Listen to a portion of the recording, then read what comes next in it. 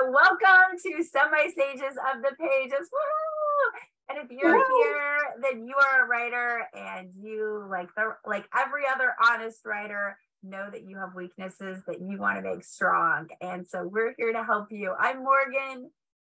This is Molly. And I'm Teresa. And here's my question. Do I have weaknesses?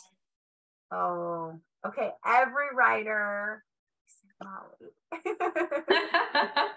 I think sometimes it's hard to embrace that or to feel it, or we know objectively we have weaknesses, but we go to get a feedback from our beta reader or our good critique partner, and they tell us our weaknesses and it hurts, and you're like, oh, I thought that was so clear and it was a jumbled mess, or I really liked that choice and everyone in my group didn't like it. It broke my heart a little. And so at that point you can feel really broken and beaten up. And so sometimes there's the reality that we all have weaknesses, and then the feeling of what it feels like to learn your weaknesses, or to have hope that it's a strength and find out that it's a weakness. So we're here to talk you through that, because too often brilliant writers like yourself, who have great ideas that deserve to be told, stories that need to be told, quit because they let their weaknesses, or their perceived, maybe they don't even have it, but their perceived weaknesses get in their head. So today we're going to guide you through that episode. So Teresa, where should we start with that? Well, I think you got to figure out what your weaknesses are. So how do we go about that? Yeah. How do I figure out what my weaknesses are? Because I thought I didn't have any. And unlike Molly, I think I'm nothing but a weak author. So I feel like you're either like on one side or the other. You're like, oh, I don't have any, or it's like, oh, I don't think I do anything right. So I think it's really difficult to identify our weaknesses. Way, way more difficult than our strengths.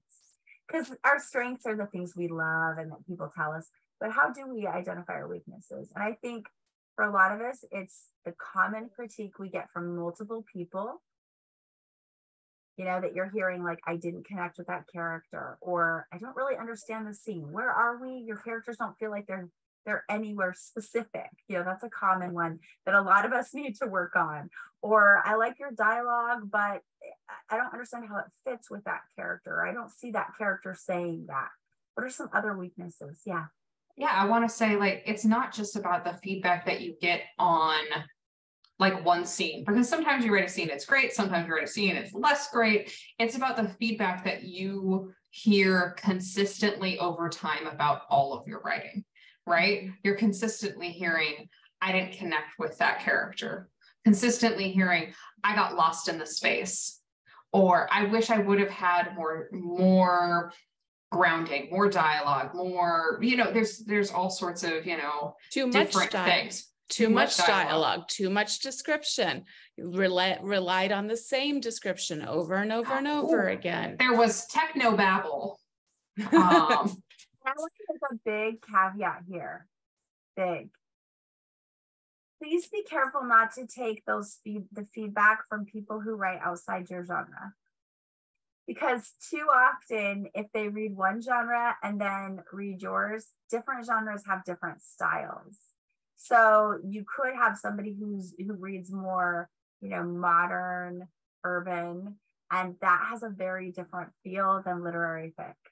So if you write literary, you really don't want your beta readers and the people who are giving you your strengths and weaknesses to be anybody but other literary writers, because they're going to understand your audience better. So it's really important that who you're asking about your weakness is not just your mom, or your husband, or your wife, or Barbie. I just want to throw Barbie in. If you haven't seen our episode, go check it out. But sorry. Well, and there's another way to do it, which is what I personally prefer. On a serious note, I have weaknesses. Everybody has weaknesses, right? For me, it is what is hard, what is difficult, what do I find myself not wanting to do? What do I find when I try to write it? The words come out like glue. And instead of flowing and just, getting in the moment, it's like an hour goes by and I've written 50 words or something like that. And it's just like tugging and it's like nothing happens. Those are when I start to realize, like, this is a hard place. This is a weakness for me. Or it's things where, sometimes maybe I find myself not doing certain things because I don't want to do it, because I not regret. I am scared of doing it. You know, you can be scared of something or just, you know, it's too intimidating. And those are the things where I'm like, okay, this might be a weakness of mine. So once you kind of identified your weakness and really especially look at the things you don't want to work on, like what Molly said, if you're writing every day, or the things that make you quit writing and walk away, that's probably when you need help. Then it's time for you to not just necessarily immediately start working on it. You need to decide if it's worth working on it. So is it something that you can avoid? Like if you're not very good at writing about robots, can you just avoid writing about robots? Yeah, probably. Yeah. Or if you're not good at scene transitions, can you come up with a way to do that that's unique to you, that kind of circumvents the way other people do it? Time passed. Yeah. that is a way to, right? You're not avoiding the problem, but you're finding your own solution to it. You're working on it in a way that becomes unique to you, right? Yeah. Which is a solution. It is. There's some things where I think we get obsessed sometimes with being great writers. We want to be great writers. We want to do everything great. And we want to improve everything all of the time. But the reality is you can't work on everything all of the time at every moment, right? So most of us have more than one weakness. And so it's important to pick what you might want to work on. So maybe, and be selective, right? So maybe my weakness is that I don't keep a consistent writing schedule, so I never finish projects. Okay, then maybe your focus shouldn't be on the quality. Maybe your focus should just be on getting it done, right? Dedicating time and getting it done, and then you'll work on the quality later. Maybe your maybe you struggle on scene transitions. You need to have transitions in your book. Like you have to have them there. So you probably might want to work on that. But maybe you're not great at world building. Maybe you're not great at dialogue. Okay, maybe you can avoid some of that. Maybe you can write a book that doesn't have a lot of dialogue. Maybe you can write a book that exists in a contemporary space. Just because you're weak at something doesn't necessarily mean you have to work on it. You can avoid it and you can mask it with other things. Be really good at other things and no one will notice what you're not great at. And that leads to one of my suggestions to avoiding overwhelm. Because if you focus on your weaknesses too much, you get overwhelmed. And that is, you need to just accept some of them. So I have a really big weakness I'm going to share, which is I write horrible first drafts, like embarrassingly horrible first drafts. And then when I get feedback, I can come back and move the needle quite far. And so one of my best friends who's a beta reader for me, he's always like, you're horrible at first drafts, but my God, your second drafts are amazing. And so I have to just say, okay, I'm gonna be horrible at my first draft. I need to get that feedback and see what people feel and where it needs to move. And then I can focus my camera and it's not as blurry and I can pull out what I want to pull out from the dialogue. And so that means I have to lean into my strength, which are my friends and my beta readers, and I take feedback.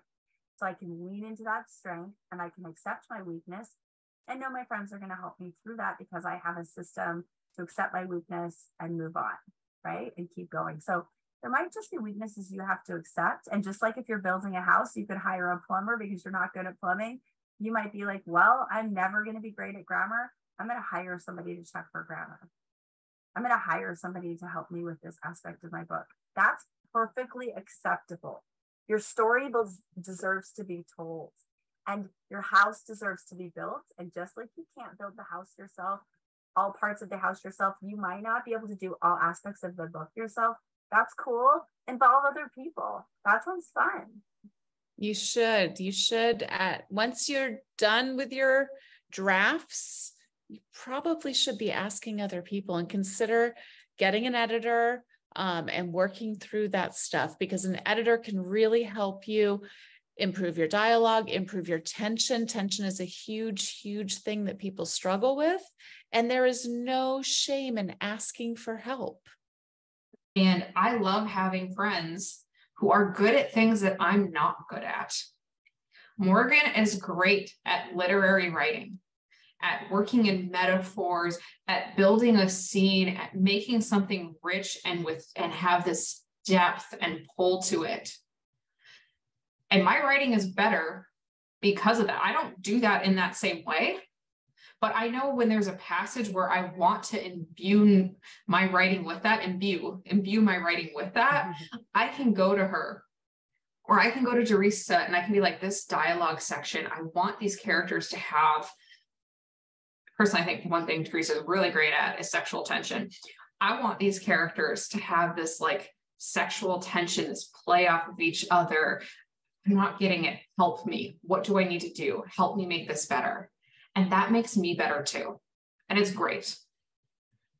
So we're saying you have a weakness, you get to build a team, you know, you get to have friends, you get to have connection, and you get to be open to learning. And that's really awesome. And it creates meaningful relationships. It creates a whole new level of satisfaction. And we're also saying you can avoid some of those weaknesses. You could just accept them and be like, if you don't like my dialogue, don't read my book. There's nothing wrong with that. Yeah. Yeah. And so you just decide how much work you're going to put on it, but don't let it overwhelm you, because the story, sometimes our weaknesses can blind us, you know, and we have to be able to keep track of, as long as you still have the heart of your story, as long as your story still moves you, then you're doing it right. Yeah. And remember to have fun. Mm-hmm. Yeah, absolutely. So question for y'all. Why are you still here? Go right or Go go right. left. Have fun. We'll see you around. Bye. Bye.